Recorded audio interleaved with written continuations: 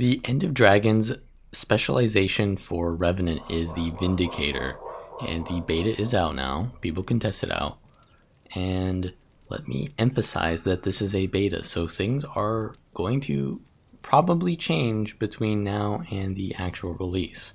But let's just go over some of the mechanics and the playstyle of the Vindicator. So the Vindicator is sort of like a Daredevil version of Revenant. Your Grandmaster will change your dodge. So this is kind of like the PvE dodge. It will give you a lot of damage, and then it will make your dodge cost 150 endurance. So you only have one dodge as a Vindicator, but the varying amounts of endurance required for it can be changed in your Grandmaster traits. So the PvE dodge is kind of like just damage over time, and then the lesser costing one is 100 endurance, and it'll give out chill, it'll give you protection and might. So this is kind of like the PvP one that'll give you quite a bit of pressure. It's got a decent base damage as well, and it'll also give this like boon duration increase, which is kind of nice in like team fight situations. And then you've got the less offensive one. This won't do any damage, but it will give barrier and healing to nearby allies, and it will cost 50 endurance instead. So you can pretty much spam this out, and it gives you a lot of evasion. While I do think that this is a good dodge, I kind of don't like it because it promotes more passive playstyle. Like the most defensive dodge shouldn't be the one that you can spam the most, because then it's kind of like, well, it just promotes people playing bunker specs, right? So I kind of prefer this trait to be a little bit worse than this trait, because I'd honestly prefer to use this one. But even in like situations where you're playing the role of a DPS, I think you'd probably run this. Maybe if you're a duelist spec, then yeah, you'd want to run this. But I'm running this for now, especially in World versus World, where you have energy sigils to allow you to get more endurance, to allow you to get that 100 endurance per dodge. So yeah, the dodges are pretty interesting. You go up in the air and then you come down and you land, and if it's the support one, then you don't land and do any damage. You just kind of heal people. But yeah, the damaging one looks really cool. I like the effect. There's some weirdness where you can get hit mid-air, so maybe that's not intended, but maybe that's because the animation is a certain duration. But yeah, the Vindicator is mostly about dodging. The traits here are all kind of about getting vigor or more dodges back. And then the first line here is kind of more about the stance, the alliance stance. So there's not too much play around not using alliance stance in the first line here. So generally, I wish there would be a little bit more play around not having the alliance stance. But even then, I like the alliance stance because it has a lot of versatility to it. So the alliance stance is the Vindicator specific stance, and you have like Kurzik and Luxon style abilities. So the Luxon style is all red. You get to use like an aggressive version of the ability, and then after you use it, for example, this is like a charge forward and will give you some might and damage. But when you use it, it turns over to the Kurzik ability, which is now blue, and instead of charging forward, it will leap you backwards and evade backwards, and then give you some resistance and regeneration. So it's like a defensive version of it. I really like that skill because it gives you a lot of mobility, and even if you don't want to go forwards, right, you can just use the Kurzik ability backwards, and it'll give you a lot of versatility there. The heal skills are not too interesting. They just flip over and give you some healing. Then you have Scavenger Burst, which the Kurzik version is a ability called Tree Song. So the Luxon is like just some quickness, but the Tree Song is really good because it gives 5 condition cleanse in an area, and you kind of have to choose whether you give it to your allies or yourself. But yeah, it can heal for quite a bit and give you 5 Condi cleanse. And because of the trait here that I really like, the Leviathan Strength, which gives you a little bit more play potential, because this will refresh all of your alliance stance abilities and swap them over. So for example, if I use the evade here and then I use my F2, it will give me the evade back. So I can do like a double evade, and I can choose which skill I want to use twice, and I could use it on Tree Song, which would give me quite a lot of Condi Cleanse. So the F2, we'll go over that, is basically it just costs 25 energy and will give you 50 endurance. So you can usually dodge after you use it, and it will swap all of your alliance stance skills. When you're in Shiro or any other stance, it won't give you any alliance stuff, but it will just give you the endurance. So it's mostly, I feel like if you're not using alliance stance, it's kind of weird. But yeah, you definitely can play a duelist build with like Jalus and play a little bit more tanky with the healing dodge there. But yeah, I like the alliance stance because it has a lot of play potential to it with like it feels very difficult to play and a lot of decision making, so it's really interesting. But the stun break here is interesting too because the Kurzik one gives you protection and a little bit of stability, but it's, you know, it's a stun break that gives protection, so that's pretty nice. And then the Luxon version will give you fury and stability uptime, which is really nice because we know that Revenants are kind of countered by CCs. Then you have the elite skill. You have the Urn, which is the Kurzik version, which is more supportive. I kind of don't like this ability. I wish it was a little less supportive and maybe a little bit more selfish, because if you're not using it for your allies, it literally does nothing but like steal your health. So what it does is you have the Urn out, it gives you damage reduction, but it also steals your life. Maybe I would say that the life steal should be a little bit less, but then when you drop it, it'll like heal your allies. And also, dropping the Urn has a cast time, but picking it up does not. So I wish that maybe that picking it up would have a cast time and then dropping it would not, which would be a little bit better for me in terms of like decision making and choices and stuff like that. But the Luxon version of the skill is the Spear of Archimedes, which is a 2000 range spear throw, which is actually pretty cool, but it's a little bit underwhelming. It only does like 2000 damage, no crit. I mean, it's okay. I guess we wouldn't want it to be too strong because then it'd be a little bit uninteractive, but yeah, it feels kind of unimpactful, especially in the animation. Like when it hits, there's no like big animation there. Maybe there could be like a tether where like you have an increased damage like modifier to targets that are hit by the spear, or some kind of debuff. That would be kind of cool.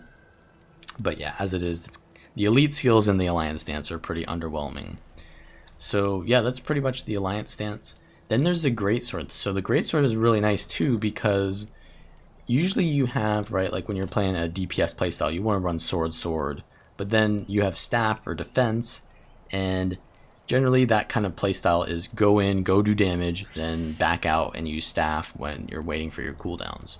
But with sword, and greatsword, the playstyle is actually pretty aggressive, and you, with the sustain of the Vindicator trait line, you know, you've got a decent amount of healing in here with, you know, swapping, and then the dodges giving you protection and stuff like that. You actually get a decent amount of all of these boons that give you sustain, so it allows you to really go for that aggressive playstyle from greatsword and sword. And yeah, essentially the greatsword abilities are, the auto attack is pretty nice, it's pretty fast, the auto attack chain, and then the final one gives chill. There's a lot of chill on this build playstyle. Then you have like the Ranger greatsword, which is like the maul ability on Ranger, which is a pretty nice damage, which gives vulnerability in front of you.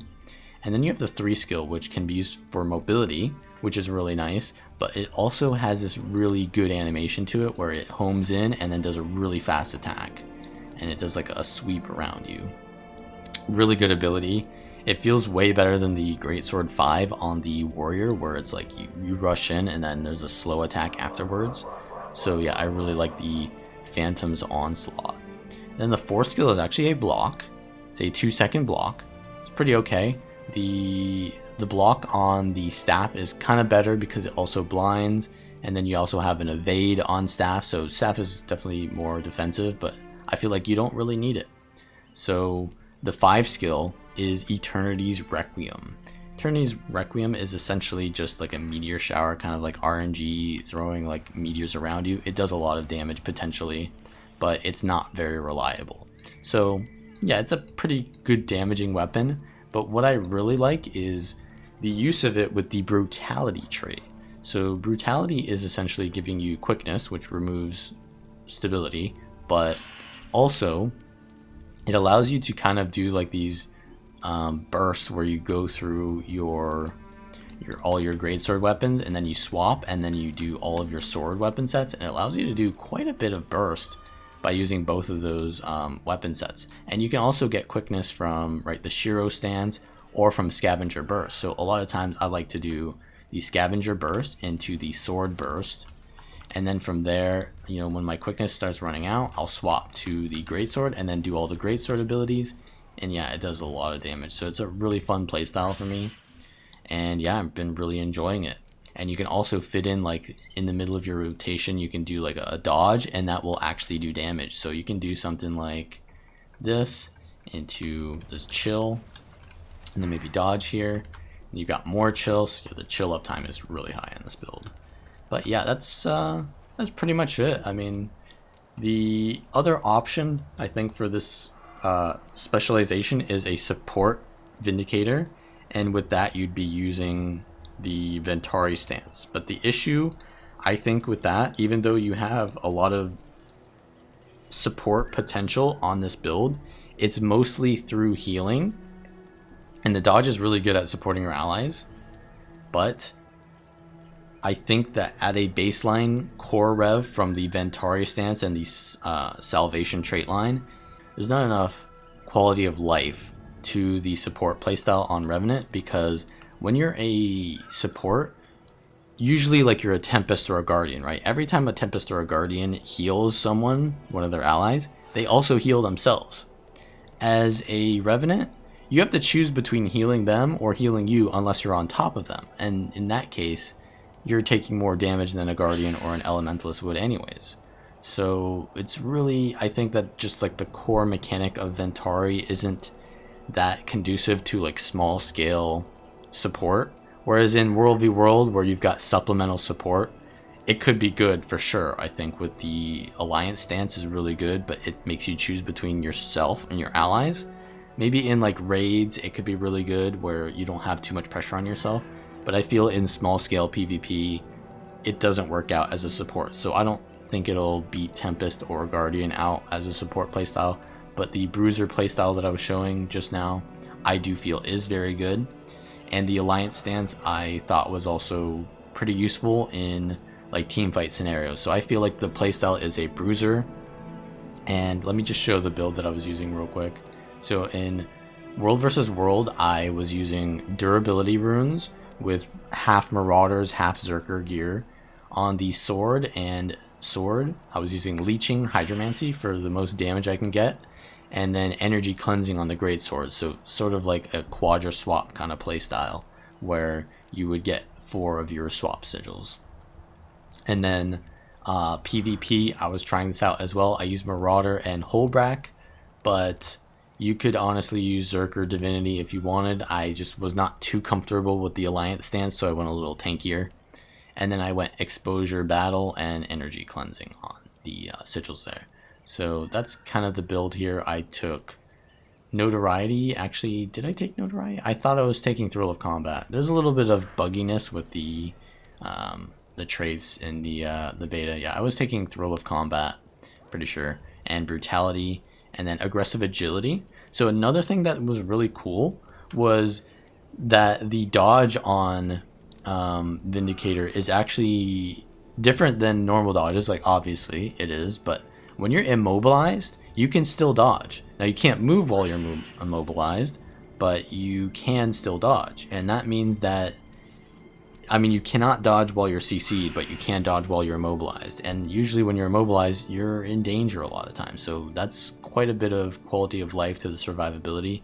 I still have Aggressive Agility in my build anyways, but yeah, you could take something else here instead of that. But yeah, being immobilized, you can still dodge, which is nice. And then I just take Rapid Flow for swiftness, and Song of the Mists, which would give you quickness when you swap into Shiro.